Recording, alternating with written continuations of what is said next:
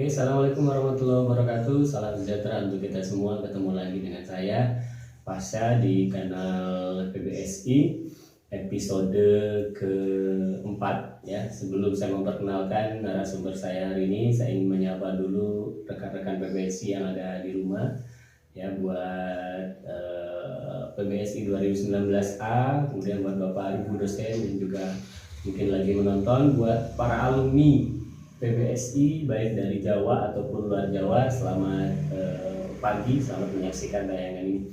Hari ini kita telah mengundang seorang narasumber dan lahir di 13 Oktober tahun 2000, memiliki hobi voli, menyukai makanan es krim ya. Dan dia adalah ketua kelas dari PBSI 2019A. Selamat datang Mbak Sabila ya. Sabila, bisa memperkenalkan diri sambil menyapa rekan-rekan dulu yang ada di rumah.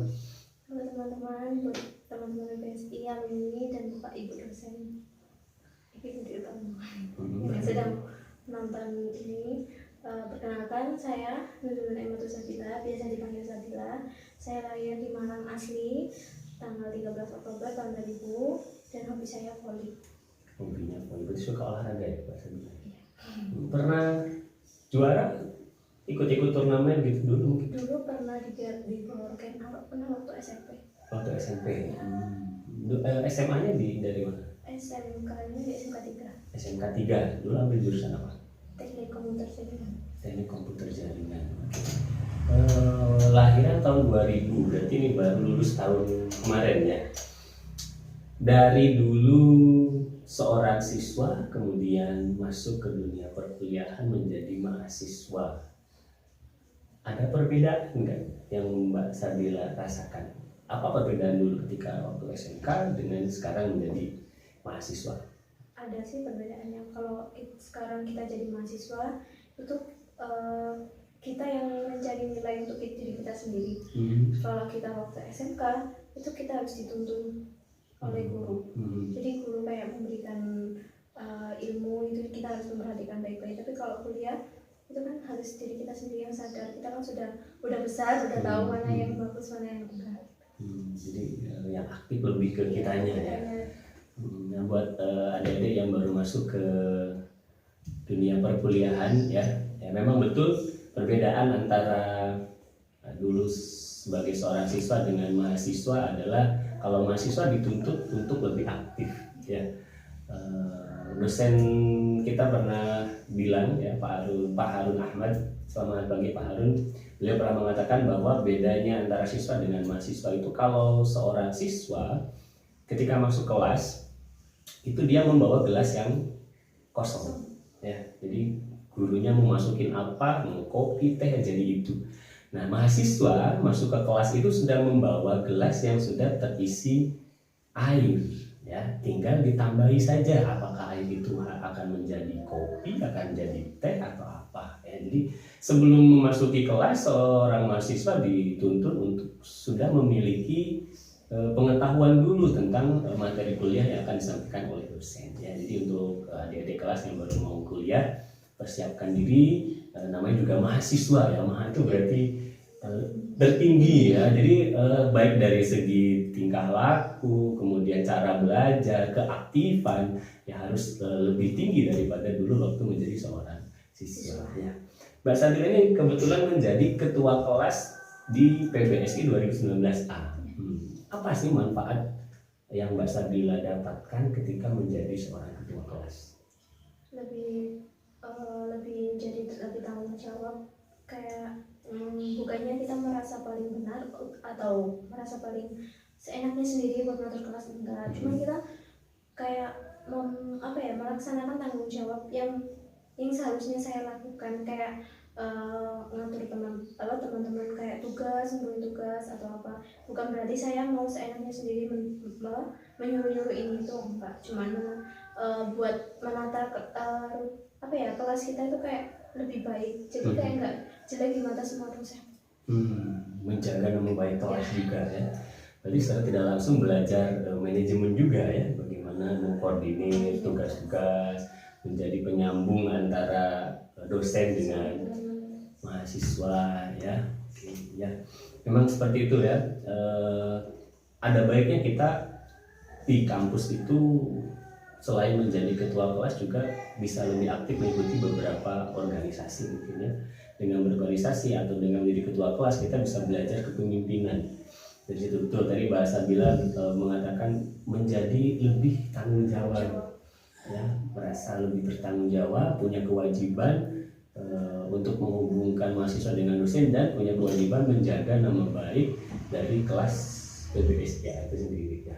Oke, luar biasa. Mbak Sabila, sempat atau waktu SMP pernah mengalami kejadian yang di luar nalar atau mistis? Ya, bisa diceritakan ke rekan-rekan. Itu memang Mbak Sabila ini memiliki kemampuan khusus atau bagaimana itu waktu SMP? Itu waktu dulu pernah dibukakan matematika saya waktu ada kumpul sama teman-teman karang taruna. Ada kakak tingkat itu kayak bisa gitu, terus kayak dibuka, setelah itu mau ditutup lagi nggak bisa. Setelah itu waktu SMP kelas 7 itu kan kelas saya kan dekat sama kamar mandi. Saya nyoba apa namanya ya, kayak bukan nyoba sih, diam-diam kayak ngelamun gitu. Waktu guru saya ngajak cerita teman-teman, saya ngelamun, saya mau lihat langsung tertuju ke jendelanya. Itu saya ngelamun, nggak ada yang tahu saya ngelamun duduk di bangku. Terus itu nggak tahu ya, mungkin sama yang udah ada di situ atau mungkin dari lingkup lain, saya nggak tahu. Itu anaknya tuh kecil, rambutnya segini, pakai baju putih, mukanya tuh hancur parah. Terus dia tuh kayak bilang minta tolong sama saya, tapi saya nggak bisa mau bantu apa, jadi saya cuma diam dengerin dia cerita, cuma diam aja. Teman-teman nggak tahu kalau saya arahnya ke sana, teman-teman lagi fokus ceritanya buku tadi. Saya cuma kayak komunikasi gitu. Waktu itu temanku langsung ngagetin, ngapain, jangan ngomong, nggak boleh ngomong ke sini. Terus setelah terus saya cari tahu cerita asal-usul SMP itu kenapa kok serem banget gitu kan gitu. Ternyata di situ mungkin ada anak yang bunuh diri di kamar mandi pojok dekat kelas itu, anak kecil itu. Jadi makhluk halusnya itu bisa berubah-ubah, bisa jadi kayak orang tua, kayak anak kecil, terus bisa kayak ular gitu, apa bisa jadi sempat ditampakkan juga dalam bentuk lain gitu, atau menurut cerita orang-orang yang kita sama itu bagaimana? Kalau saya sendiri lihat itu pernah 2 kali, waktu di kamar mandi sama yang di kelas itu. Kalau yang di kelas itu yang anak kecil, kalau yang di kamar mandi itu kayak mbak-mbak yang udah besar itu suka nangis gitu. Tiba-tiba kamar mandi pojok itu kayak nggak bisa dibuka. Sering dengar suara nangis. Dibukakan mata batin. Jadi, sampai sekarang juga sering kalau dari tempat-tempat apa itu sering lihat. Sering, jadi kalau kemana-mana itu kayak nggak mau masuk gitu, kayak ruangan atau tempat apa kayak takut mau masuk apa itu. Tapi ternyata malah diajak ngobrol tuh kami malah nggak fokus ke kayak pariwisata atau nggak. Sebagai seorang yang bisa melihat ya, dunia luar itu, menurut Mbak Sabila ini mereka mengganggu nggak sih? Atau hanya sekedar menampakkan ya sudah, menampakkan saja, atau juga sering ada gangguan nggak ke Mbak Sabila ini yang sering ditemukan? Kalau gangguan tuh pernah di rumah sendiri, cuman kalau yang lain itu mungkin kalau cuma nampak aja, kalau itu kayak ingin komunikasi aja, kayak ingin ngomong gitu. Tapi kalau mengganggu yang benar-benar itu saya Nggak pernah ya, masing-masing aja, hanya mungkin mereka sedikit ini kadang kayak pengen apa ya, nyapa gitu, aku di sini mungkin kayak lebih begitu aja sih. tidak berusaha mencari orang pintar apa gitu untuk bisa menutup Mbak, atau sudah nyaman seperti itu? Udah nyaman. Menurut saya tuh, saya juga punya teman yang beda itu, jadi menurut saya tuh kayak enak aja, enak tidak tenang ya jadi ngeri juga ya sebenarnya bisa melihat, tapi ya itu tadi ya, setiap orang memiliki kelebihan dan Mbak Sabila memiliki kelebihan itu. Ya, saya juga pernah punya pengalaman tentang yang seperti tapi bukan ditampakkan, lebih kepada orang yang kesurupan. Ya, jadi waktu itu saya lagi mengajar SMP, juga anak SMP. Tiba-tiba waktu lagi mengajar anak ini bengong dan tiba-tiba teriak terus pingsan. Wah, satu kelas bubar semua gitu. Lalu kebetulan saya dulu pernah punya teman juga yang diajari bagaimana cara berkomunikasi kepada orang yang kesurupan. Jadi waktu itu diterlentangkan terus tangannya, kaki, karena kaki ini merota-rota ya. Itu anak, padahal perempuannya ini kecil, dipegangin oleh 6 orang anak laki-laki, itu nggak kuat, tenaganya besar.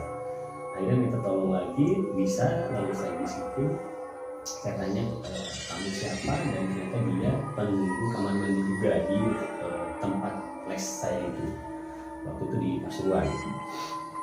Lalu saya tanya, kenapa kamu ganggu anak ini? Dia ngomong, anak ini tadi ke kamar kecil tidak disiram, jadi langsung keburu pergi, akhirnya masuk.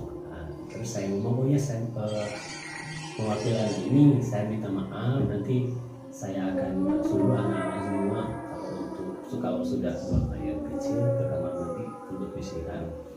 Sekarang saya mohon kamu keluar dari desa ini karena anak ini mau belajar. Terus saya tiup telinganya sebelah kiri, alhamdulillah bisa keluar. Nah, di situ saya telepon orang tuanya karena anak ini sudah nggak mau belajar lagi, takut. Orang tuanya saya datangkan, seorang tuanya bilang kalau anak ini itu memang sering. Jadi memang kalau bahasa bilang kan kelebihannya itu bisa melihatnya. Nah, ternyata ada juga anak ini yang disukai sama makhluk halus. Jadi raganya ini gampang dimasukin. Jadi dia kalau melamun sedikit itu gampang dimasukin, katanya seperti itu. Orang tuanya kan datangnya juga sama guru MTS-nya yang memang sering menyembuhkan dia kalau kesurupan di sekolah. Ya, dari situ kita bisa belajar ya rekan-rekan semua bagaimana cara menjaga kebersihan ya, karena kita harus sebagai manusia kita sadar bahwa ada makhluk lain di sekitar kita ya. Jadi mungkin kalau ke tempat yang mungkin ke kuburan atau apa, permisi dulu atau apa ya, baca doa, selesai buang air juga dibersihkan kembali, karena mungkin secara tidak sengaja mereka kena kecepatan. Kan barang itu juga lebih suka ke tempat yang ya, mungkin rekan-rekan yang lain juga pernah punya cerita mistis, nanti bisa dituliskan di kolom komentar ya, mungkin bisa kita share juga di episode yang lain. Baik, Mbak Sabila, meskipun baru berapa tahun sekarang? Berapa tahun usianya? Sekarang mau 20 tahun ya, meski baru 20 tahun, tapi mungkin selama perjalanan 20 tahun tersebut Mbak Sabila pernah merasakan ada pada kondisi paling rendah di dalam kehidupannya Mbak Sabila selama 20 tahun itu. Kalau boleh share ke teman-teman, apa titik terendahnya Mbak Sabila selama ini? Dulu pernah sempat jadi korban bullying. Korban bullying waktu SD. Waktu SD, kenapa itu? Waktu SD itu saya mulai di kelas 1 dan kelas 4 itu kayak ranking terus. Waktu naik kelas 5, kelas 6, namanya juga kan anak-anak kan masih nggak tahu make up atau karena baru SD ya? Ya kan masih SD. Itu saya dulu tuh gendut banget, hitam kayak namanya juga dua anak itu kan saling teman-teman sama semua kan, nggak tahu kalau temennya satunya ada yang ketuaan atau apa gitu kan. Jadi saya dulu hitam gendut ketuaan, terus kayak di orang tua itu kayak jangan main sama ini, jangan main. Jadi satu kelas tuh nggak pernah ada yang mau main sama saya. Jadi saya di kelas itu cuma sering sendiri. Sering dibully kayak gitu. Waktu diperlakukan seperti itu, apa yang ada, motivasi apa yang ada dalam diri Mbak Sabila sehingga pada akhirnya mampu keluar dari kondisi itu? Saya nggak pernah cerita ke orang tua sih, saya itu memang pendam, saya juga orang yang pendam, jadi nggak segampang itu mau cerita ke orang tua apapun masalah di sekolah, saya cuma bilang gini, kalau teman-teman nggak sampai megang saya, sampai nyakitin saya nggak bakalan, maksudnya kayak nyakitin balik gitu, nggak pernah. Ini motivasi saya itu kayak gini, saya harus lulus dengan nilai di atas mereka yang meremehkan saya waktu itu. Terus waktu kelulusan, anak yang meremehkan saya itu dapat nilai di bawah saya. Soalnya kan dulu dia gak dia bangga-banggain sama guru kayak pintar gitu. Terus waktu lulus ya itu nilai saya lebih tinggi juga itu. Jadi bukan dengan olok-olok balik, tapi bisa bilang buktikan dengan prestasi. Jadi tamparan secara tidak langsung pada anak itu luar biasa. Bullying ya masih sering terjadi di dunia pendidikan. Ya, kasus terakhir juga di Kota Malang terjadi di sebuah SMP, di mana ada seorang anak yang dibully oleh teman-temannya sampai pada akhirnya harus amputasi. Ya, di salah satu SMP negeri di Kota Malang. Bullying ini ada 3 kalau saya tidak salah ya. Ada yang bullying secara fisik ya, seperti yang Mbak Sebila alami, ada yang secara verbal, ada juga yang psikis ya, secara fisik. Dan ini sangat berbahaya sekali kepada anak-anak dampaknya ya. Kalau saja setiap anak-anak bisa menanggulangi hal bullying ini korbannya ya, seperti Mbak Sabila, mungkin bisa menjadi motivasi, malah menjadi prestasi. Tapi tidak semua anak memiliki atau menanggapinya seperti itu ya. Bahkan ada yang sampai depresi, ada juga yang sampai berusaha untuk mengakhiri hidupnya hanya gara-gara dibully oleh teman-temannya ya. Sudah seharusnya kita sebagai yang aktif di dunia pendidikan mulai meminimalisir, kalau bisa kita turut menjaga agar tidak terjadi bullying di dunia pendidikan ya. Dan IKI Budi Utomo termasuk salah satu kampus yang mengajari kita toleransi ya. Di PPSIA itu tidak hanya mungkin di semua angkatan ya, tidak semua dari Jawa, tapi ada dari luar Jawa, berbagai macam agama, berbagai macam ras, berbagai macam rupa, warna, semua ada di situ. Tapi kita bisa hidup rukun dan saling berdampingan tanpa adanya bullying gitu tadi ya. Oke. Selain di pendidikan ya, saya sempat dengar juga dulu waktu masih kecil juga ada sempat permasalahan dalam keluarga saya. Itu kayak ada seseorang yang mau merusak keluarga saya.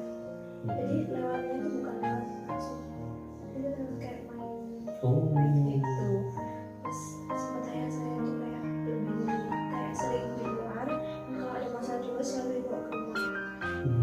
Itu saya masih kecil, masih SD kalau nggak salah. Itu adik saya juga masih atau kayak lupa saya itu waktu itu. Saya berusaha kayak nguatin mama buat nggak semuanya itu harus berakhir langsung gitu.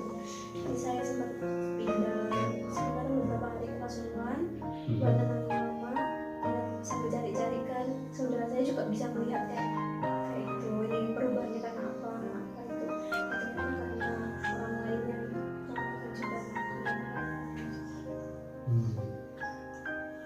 Sebagai seorang anak pada waktu itu melihat kondisi keluarga yang hampir ya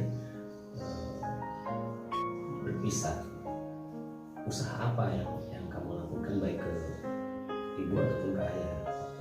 Meskipun waktu itu masih SD, masih kecil. Meskipun saya masih kecil, pikiran saya itu kayak udah dewasa. Saya dengar kayak gitu jadi benci kan sama ayah waktu itu. Lebih memihak ke mama, suruh bilang mau ikut mama atau ayah. Jadi saya ikut ke mama, adik juga mau ikut mama. Ayah tuh kayak bingung, soalnya kan ayah dari dulu tuh punya penyakit, jadi kayak nggak bisa ke mama itu. Jadi apa harus mama.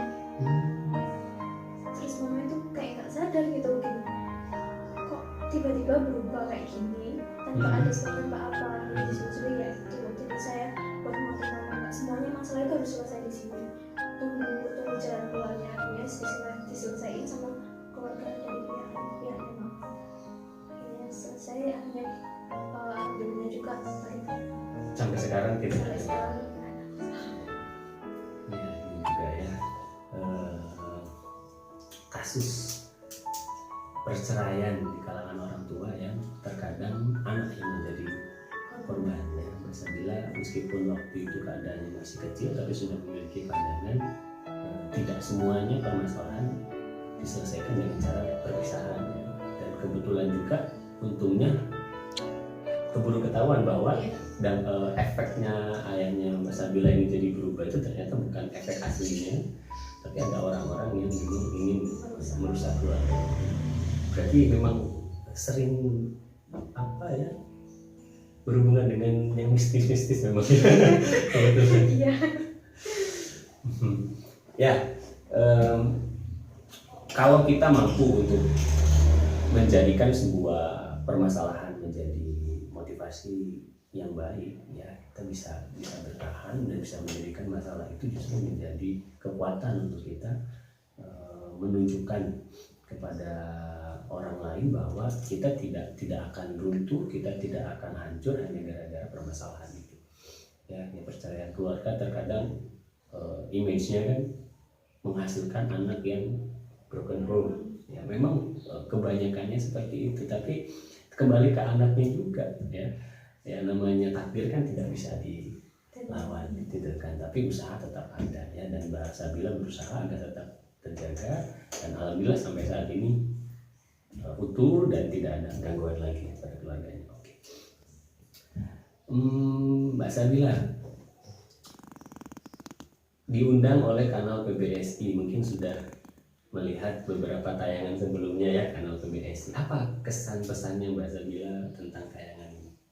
Kesannya kayak merasa kok mungkin aja PBSI terkenal kayak bikin channel sekarang gitu. Terus ikut kelompok PBSI, maksudnya kayak kalau di PBSI itu kayak ngerasa saya kira buruk, ternyata enggak. Jadi banyak teman-teman, kenal semua teman-teman dari jauh manapun kita kenal. Ternyata anak-anak PBSI juga banyak yang menginspirasi ya, banyak yang memiliki prestasi dan selama ini mungkin sering dianggap disepelekan ya. Oke, ya itu memang tuh salah satu tujuannya ya, kita ingin menunjukkan bahwa mahasiswa PBSI juga memiliki inspirasi, memiliki prestasi dan bisa jadi pelajaran untuk rekan-rekan yang lain di lingkungan IKIP Budi Utomo Malang. Harapannya untuk kanal PBSI ke depan? Harapannya lebih maju, Amin. lebih terkenal sih, maksudnya lebih banyak yang minat untuk ikut gabung ke proyek kita. Amin ya, mudah-mudahan. Baik, saya rasa itu rekan-rekan untuk episode kali ini bincang-bincang dengan Mbak Sabila ya. Tadi sudah berbagi tentang pengalaman hidupnya waktu SD sempat dibully tapi dia bangkit, tidak melawan dengan olok-olokan lagi, tapi dia buktikan dengan prestasi yang membuatnya menjadi seperti sekarang saat ini. Dengan Mbak Sabila juga kita berbagi bahwa tidak hanya manusia yang ada di dunia ini, ada makhluk lain yang berdampingan. Kita harus senantiasa menjaga sikap, perilaku, ucapan dimanapun kita berada. Ya, terima kasih untuk hadirnya Mbak Sabila. Jangan kapok kalau nanti diundang kembali. Ya, oke. Kanal PBSI buat sahabat menjadi lebih dekat. Assalamualaikum warahmatullahi wabarakatuh. Sampai ketemu lagi kesempatan.